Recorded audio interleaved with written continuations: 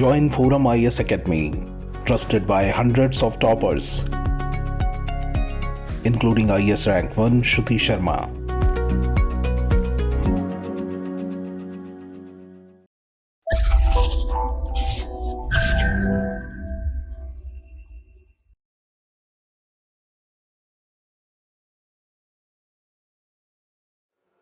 Hi, this is Krishnan. Today I'll be analyzing the Hindu newspaper. So these are the 5 topics that we'll be seeing today. Let us go to the topic directly. So the first topic is an editorial. The heading is not a pipe dream. So what is it talking about? It talks about why the government is giving a push to Jal Jeevan Mission and what are the issues and what should be done to overcome it. So why is it in news? Because the government, what it is trying to do now, this Jal Jeevan Mission, it is thinking this scheme alone will help them to win elections because this scheme is doing so much of wonders. So it is thinking if we complete the project by next year, they will be able to win elections comfortably. So what is this scheme all about? It aims to give piped water to every household by 2024. So this they might ask us a prelims question: piped water by which year? So that they might ask. So remember, it is by 2024. So for that, what they have done in budget, they have increased the layout. So 27% increase from the previous budget they have increased. So now it is around 70,000 crore. So, but what has happened? What are the issues? Of course, any scheme there are going to be issues. So, what is the issue? So, of the targeted 19.3 crore rural households, only 3.2 crore had piped water. So, but what has happened now? About 57% of the targeted now have tapped water, but still you have remaining 43%. So, what you have to do in that also, within 12 months you have to achieve 43%, which will be quite impossible. So, these are the issues. So, close to 43%.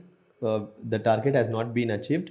So if you do it within 12 months, you will do it in a hurry and the scheme will not be complete. I mean, you will not get satisfactory results. So 4 states, this try to remember, these states already have 100% coverage and Punjab and Himachal Pradesh have close to 97% coverage. So just have a look at this Jal Jeevan Mission. So piped water supply to all rural households. That also see here rural households, okay, not rural and urban, only rural. So demand and supply side management at the local level, and this is also important, will converge with central and already pre-existing central and state government schemes. It will converge. So it will not just give piped water, local infrastructure for rainwater harvesting, groundwater recharge, and household waste management also it will do. And water that you get, it will be reused in agriculture. So this is a very complete scheme. Like it touches all aspects of water infrastructure, rainwater harvesting. So it touches all aspects. So, but there are a lot of inequalities. Okay, already we saw Goa, Gujarat, Haryana, and Telangana, they have 100% coverage. See, on the other hand, states such as Uttar Pradesh and Rajasthan only 30% coverage, and even Madhya Pradesh has only 47% coverage. So these are all issues. So what are the other issues? So according to Jal Jeevan Mission, 55 liters of potable water per capita per day all throughout the year. So 55 per capita all day means 24/7 and throughout the year 365 days. So this is very important. But what is happening? Several households, they are going back to old method, like they go to the village tank and from there they are getting water, because the quality of water that they are getting, no, this is not adequate. So that is also one issue, because the quality should be good, right? If not, how they will consume it? And so far how the scheme has gone, there has been no independent assessments. Only if there are assessments, we'll know where we are lagging, where we can go forward, right? So there have been no independent assessments, and so far the data that we have, they have all been done by villages. They themselves are self-reporting. So that data only we have. So we cannot tell how credible they are. So we need third-party assessment, right? So that one issue is there. So that is there. And next 3 years. So from the survey results of the central government, what we are so recently the central government did a survey. In that, what they found, only 3/4 reported water 7 days a week. So only 3/4 of the household got water 7 days a week, and even those who got, they got water only for 3 hours a day. And as usual, the water had high levels of chlorine, and they had bacterial contamination. So all these issues were there. So these are the issues with respect to Jal Jeevan Mission. So as usual, what are the way forward we should focus on the quality, then only people will use it. Not just focus on numerical targets like within 2024 47% we should cover, like that. Don't focus on quality. Next, consistent adoption. So people, they should not go back to their old methods. So if they are having piped water in their homes, they should continue to use it, so that that consistent adoption, you push them, you nudge them through that. How they will consistently adopt? There should be quality water. And finally, assist large states with low adoption rate. So you see Uttar Pradesh, Rajasthan, Madhya Pradesh, they have very low levels. So instead of going for a small state which can easily adopt, they are telling help large states, so that even they will catch up with other states. So this is what this article is. I hope you understood this. So the next article is about urban planning. So recently we've been seeing a lot of urban planning related issues. So the most important of it all is Joshimath. So Joshimath is thinking. So the author, he gives us he tells us what are the problems, why is this happening, and he tells us what we should do so that things like this won't happen in the future. So why is it in news? Because Joshimath is thinking. So he's telling how the first point is he's telling how absurd the construction practices and urban planning is. So he's telling what happened in 2009 in Joshimath with tunnel boring was done, and what happened? Suddenly water started gushing and nearly 800 liters of water per second started coming. So this 800 liters of water, no, it could have easily sustained the needs of 30 lakh people every day. So even though the speed stopped, the water still kept coming in spite of a lot of ways to mitigate it. So he's telling, so the first example is telling to tell how absurd these construction activities are. You're not even thinking of how to bore.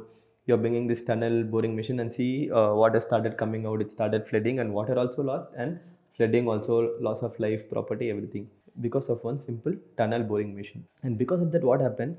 Groundwater sources also started drying up because water came out, right? So on one hand this is happening. On the other hand, what happened in Joshimath, there is no wastewater management system at all. So I feel that is very absurd, for a place like Joshimath, which has religious and tourist importance. You see, there is no wastewater management system at all in Joshimath, and what they are doing, they are using soak pit mechanism. So what happens when you use this soak pit mechanism is it leads to land sinking. So on one hand you are doing tunnel boring, and on the other hand there is no wastewater management system. You are using old archaic methods like soak pit mechanism, and on the other hand you are having this infra projects and all which are worsening the situation. So you generally know what dams do to the infrastructure, right? So this Tapovan Vishnugat Dam and Helang Marwari bypass road, they are all causing problems for the ecosystem. So just have a look at this. So this is the soak pit. So what happens? Whatever waste they'll put here and they'll dump it and close it. So because of that, land subsidence, land will sink, land will be lost. So those problems are there. These are like old methods. So the author is telling we should not go for old methods like this. We should use new methods, because at the end of the day we should preserve the ecosystem, right? So now we'll see what are the problems in hill stations in urban India. So this is a very serious problem, right? Like 12.6% of India's land area is prone to landslides. So whatever urban planning that we should do, we should keep this in mind. So recently what the National Institute of Disaster Management said is, we are having laws to protect the environment, but bylaws are enacted which make sure that we ignore the local geological and environmental factors. So we ignore it or we overlook it. So laws are there to protect, but we are having bylaws so that we overcome all these local geological and environmental factors.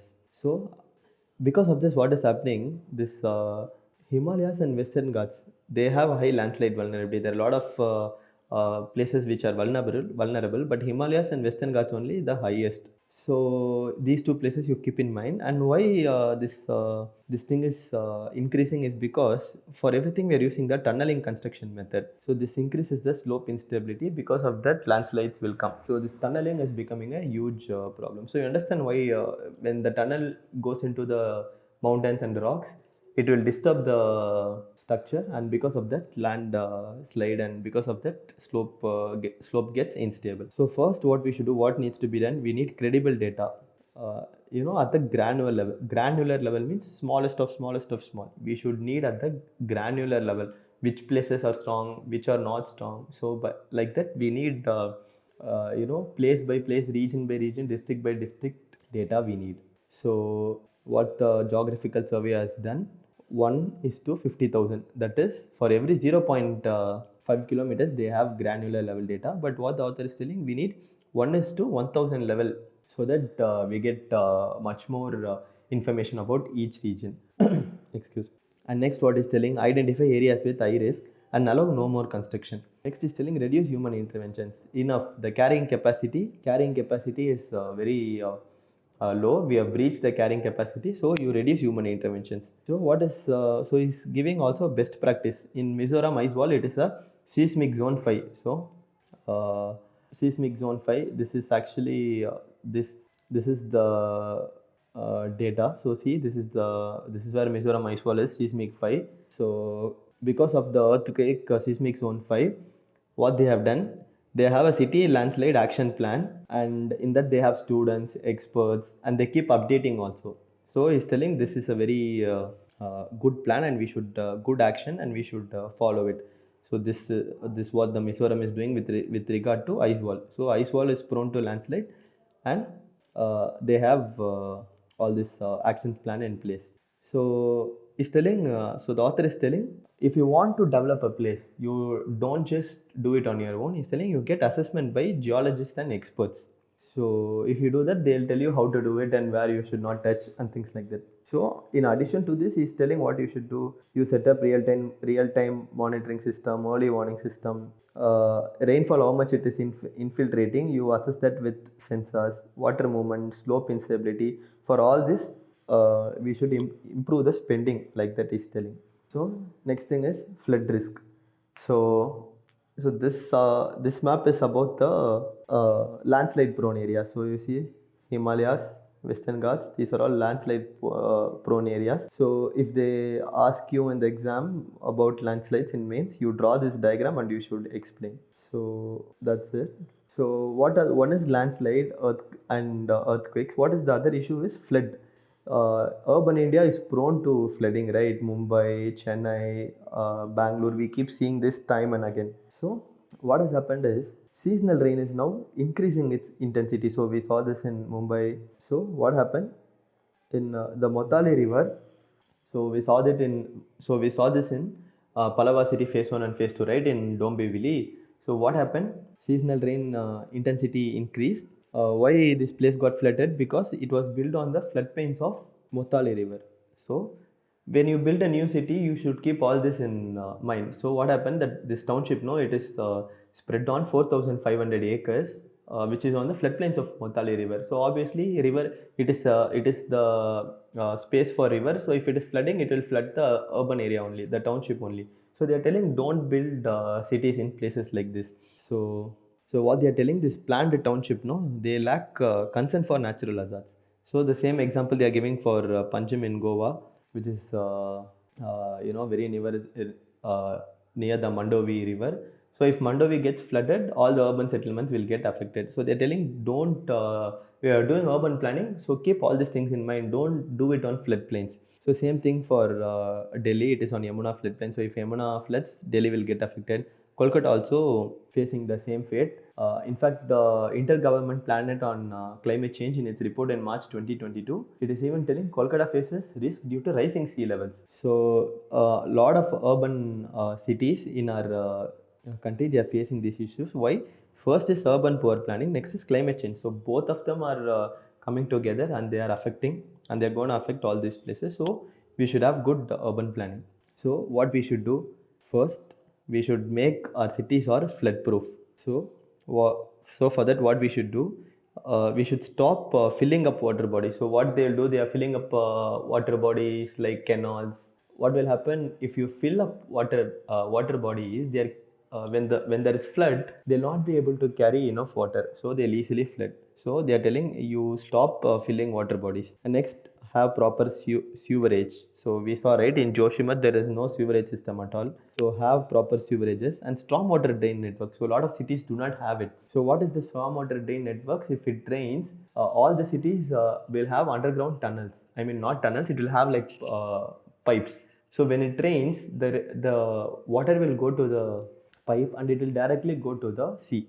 So this is called stormwater drain networks. So all cities should have it.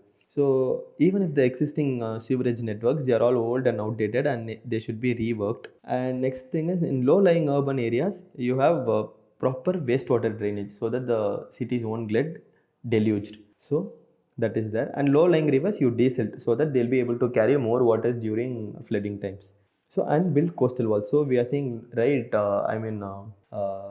rising sea levels. So around the boundaries where sea and urban settlements meet, we should build coastal walls so that we can save the urban settlements. So next, the author is talking about flood resilient architecture. So you build river embankments, flood shelters in coastal areas. We saw that, right, and flood warning system. Next, we should make sure we protect blue infra areas. What is blue infra areas? They act as sponges when when there is flooding. These blue infra areas, they act as natural sponges. When there is surface runoff, they'll act as natural sponges, and whatever water that is there, they also allow groundwater to be recharged. So this blue infra areas, it is very important. So what are the areas like that? Generally it is wetland, marshlands, they are like blue infra areas. So next thing is, they are telling we need simulators to determine flooding hotspot and flood risk maps. So he is talking about the technology that we need in future. So what is the way forward? So he is giving one example, Bengaluru, 125 millimeter per hour peak rainfall in the future. So right now it is 75. So we already saw, right, the intensity of seasonal rainfall is increasing. So from 75 it is going to be 125. So what is telling, we should update whatever preparedness planning and disaster risk management we have, we should update keeping all the climate change in mind. So we need early warning systems that we already saw. So all the cities need to have a disaster management framework in place. So it's telling we need multi-generational approach rather than having a election cycle approach. So if there is election, we will do certain things. If there are no elections, we will not do anything. So it's telling don't do all these things. We need multi-generational approach. If you do it once, it should be long lasting for a lot of generations. So we should keep long-term solutions in mind and do the repair works. So this is what is trying to tell. I hope you understood this article. So let us move on to the next article. This article is about expunction. So what is expunction? When MP says something, the speaker will say this is against the decency of the decorum of the parliament. So it will not be recorded in the house records. So the speaker will tell that, and whatever the MP said, they'll take it out of the records. So why is this in news? Because Congress MP Rahul Gandhi and leader of opposition in Rajya Sabha, Mallikarjuna Kharge, both of them criticized the government, and the speaker and the chairman said this is against the decorum of the parliament and they will not be mentioned in the records. So now the author analyzes if it is right or wrong and what does the rule book say about all these things. So let us see the article. So why is it in news? Because opposition party MPs, whatever they said, it was expunged from Lok Sabha and Rajya Sabha records. So what happens? What happened is, generally, right, president gives an address. So after that, there will be motion of thanks, and during this motion of thanks, generally what will happen is, the opposition party MPs, they'll criticize the government's policy. Why they do this? Because MPs can criticize government, right? Because they are collectively responsible to the parliament. So this is the basic pillar of democracy. So generally, opposition party MPs, they criticize the government. So and what happens under the rules of the house? Prime Minister replies. So whoever is criticizing, he'll reply, no, we are doing this, these things will be done, like that he'll reply. So why are MPs able to freely tell whatever they like? That it comes through Article 105. So it confers on the members freedom of speech in the house and immunity. So whatever they are saying or doing in the house, they cannot be arrested for it. So this is Article 105. It gives them the privilege and the immunity from interference by court. So this is the most important thing, right? Because whatever the government is doing, only if they have this immunity, they can question them, right? So Article 105. So how these speeches are expunged? So all these things are not mentioned in the constitution, that you should keep in mind. So Rule 30 of the Rules of Procedure of Lok Sabha, Rule 261 of the Rules of the Rajya Sabha. So they are telling, if the speech made by the MP is defamatory, unparliamentary, undignified or indecent, they can be removed from the records. So But on the other hand, Rule 350 of the Lok Sabha says an MP can make allegation against a fellow MP or an outsider. But what he should do is he should give an adequate advance notice to the speaker, obviously. So what is happening is these rules do not prohibit allegations. They just need to give advance notice. But even if the allegation is not defamatory or incriminatory, they don't even have to give that adequate advance notice. They can just start and criticizing. So these are the rules that the Parliament has drawn for itself. This is not from the Constitution. So that you should keep in mind. So now the MP is going to make allegations, right? Because he has all the right to do it. So what he's going to do? So you should follow the steps laid down by the previous speaker. So over the past 70 years, we have few conventions. So you should follow the steps that have been laid down by the speakers in the past. And whatever he's telling, you should not bluff. You should have factual basis. You should have evidence for it. And after he says it, he must have responsibility for it. So we have past records of MPs criticizing ministers. So Prakash Veer Shastri and Babu Saheb Parulkar. So they criticized the education minister and railway minister alleging foul play, and their speeches were not expunged. So because you can criticize and allege, it should just not be defamatory and incriminatory. So these things you should keep in mind. But defamatory, if they are making defamatory statement, it can be axed from the speech, because that will spoil the image of tarnish the image of a person, right? So that you can do. Defamatory statements can be axed. But what you should know, under section 499 of the Indian Penal Code, if you are criticizing the conduct of a public servant for the discharge of his public function, it is not defamation. So you should keep in mind. So if you are criticizing a person in Parliament, it is not defamation, because you are criticizing the conduct, not the person. I mean, you can even criticize the person with regarding to his work. So this is not defamation. So that you should keep in mind. So the author is telling there is difference between defamatory, incriminatory, and critical comments. So someone is criticizing, it doesn't mean they are defacing them. So he's telling this article 105, it is very important. So you should do everything to safeguard the freedom of expression of MPs, because only if MPs are our representative, right? They have to ask question to the people in power. Only then there will be accountability. So the author is telling we need to safeguard the freedom of expression of MPs, because if they are just criticizing, it doesn't mean it is defaming or incriminatory. So I hope you understood this article. So let us go on to the next article. Next article is about a petition challenging the delimitation commission. So the Supreme Court has upheld the validity of the commission, and even the notification says there's nothing wrong with the notification appointing the chairperson. So in this article we should just see what delimitation commission is. So before that we'll see the basics. So the Article 370 went off with the Jammu and Kashmir the Jammu and Kashmir Reorganization Act. So Article 370 was repealed, and Article 3, right? So using Article 3 of the Indian Constitution, Parliament can make states and union territories. So with that, it created Jammu and Kashmir and here Ladakh. So according to Article 239, you should have a legislature, right? So if you want legislature, there should be elections. So elections you can only have based on constituencies. So to have that constituencies, you will have delimitation commission. So let's see how delimitation commission is made. So first you should know what delimitation commission is. So can you see here? So delimitation commission, it will demarcate constituency. So this constituency has so much population. It will start from here, it will end from here, it will have so many people, like that they'll tell. So that is only delimitation. So Article 82 says after every census, Parliament should enact a delimitation act. Even Article 170 says that. So in state level also you should do it. So delimitation has been done 4 times. You see these years, and it was freezed after 2002 to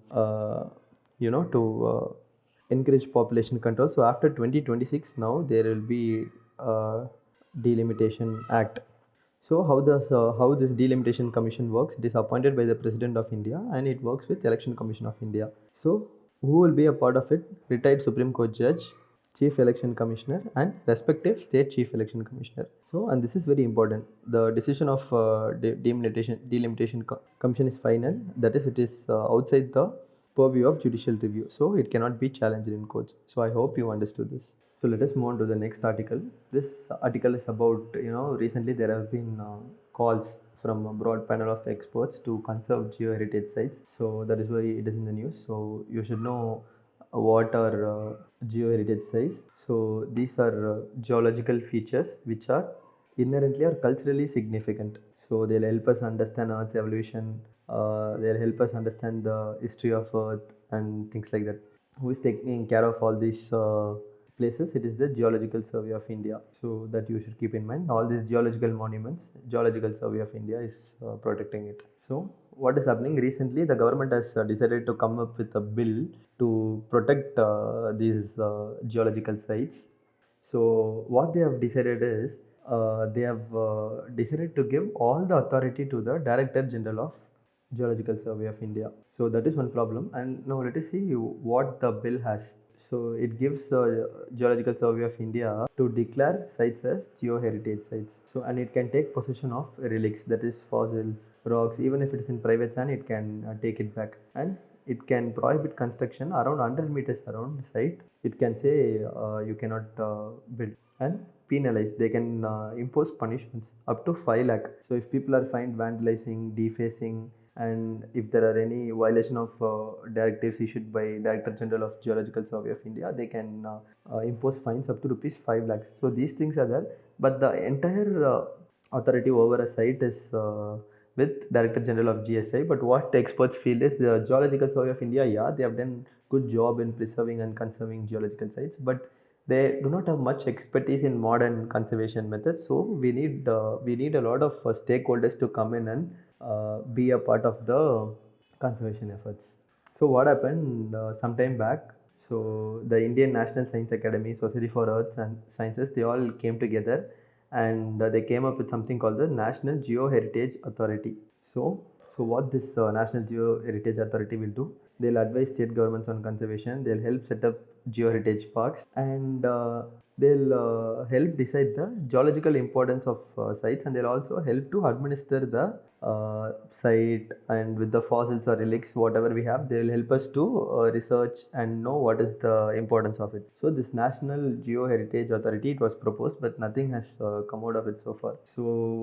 So why geo heritage sites are important? Because they are treasure trove of knowledge. So if you see this geological sites, we'll know about natural hazards, how soils are formed, how groundwater resources are there. We get to know about mines and minerals, biological diversity, everything we get to know through these geological monuments. So recreational use, you can just go there and see the beauty of nature. Economic importance, public should know about science, right? Scientific temper, students should know, children should know about science. So for all these things, these geo heritage sites will be very important. So this is I hope you know about this place. This is called the Mavluk Cave in Meghalaya. I'm sorry about the pronunciation. It is in Meghalaya's East Khasi Hills area. So what has happened? It is named in the International Union of Natural Science Geological Heritage Sites. So UNESCO gives it. So this is a part of the UNESCO's list. So this is in Meghalaya. It is called Mavmullo Cave. So and there are a lot of other geological sites in India also. So I hope you understood this. Let us go to the prelims practice questions. So I have given you other geological heritage sites. So you should find the location. So where is National Fossil Food Park? It is in Tiruchirappalli. So where is Shivalik Park? It is in Sirumur. So where is Stromatolite Park? It is in Chitradurg. And where is Lonar Lake? It is in Buldana. So the answer is option C. So just make a note of, they might ask. So next question, we've discussed this before. Article 105 of the Indian Constitution, it deals with what? Pardoning powers of the president. What talks about the pardoning powers of the president? Article 72. Collective responsibility of the Council of Ministers, no, that is 74. Privileges of MP, yeah, so this is the right answer. So let us go to the main practice question. What are the problems that hilly urban areas face? Elaborate on the measures to overcome them. So we saw this already, right? So what you should do before you start this answer, introduction, you can talk about, you give context. So you tell in Joshimath all these things are happening. So because of that, there should be greater importance given to urban areas construction. So Joshimath is sinking, and other areas are also prone to sinking, flooding, earthquake, landslides.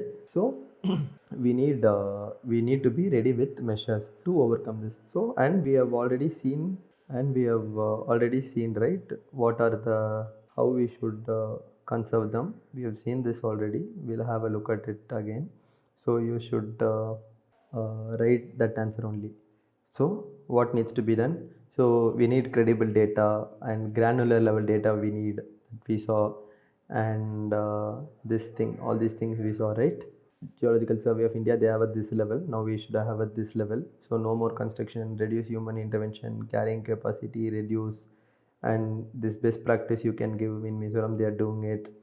So, and technologically, what you have, landslide monitoring system, early warning system, sensors. With sensor, you assess the rainfall infiltration. These are the technological improvements, and here they are giving other methods to overcome them. See, there are a lot of stormwater drain you have, and wastewater drainage, desilting, river embankments construction, flood shelters in coastal areas. So blue infra, I told you what is blue infra, no? Mention it. So you can mention this. And conclusion you give Bengaluru, and you tell it is going to increase only.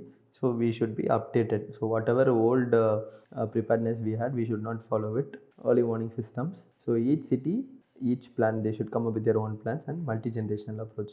So I hope you will mention all these things. So first give an introduction, body, and in conclusion you mention what I spoke. So I hope you understood this. That's all for the day. If you like this, you can like, share, comment, and subscribe the channel.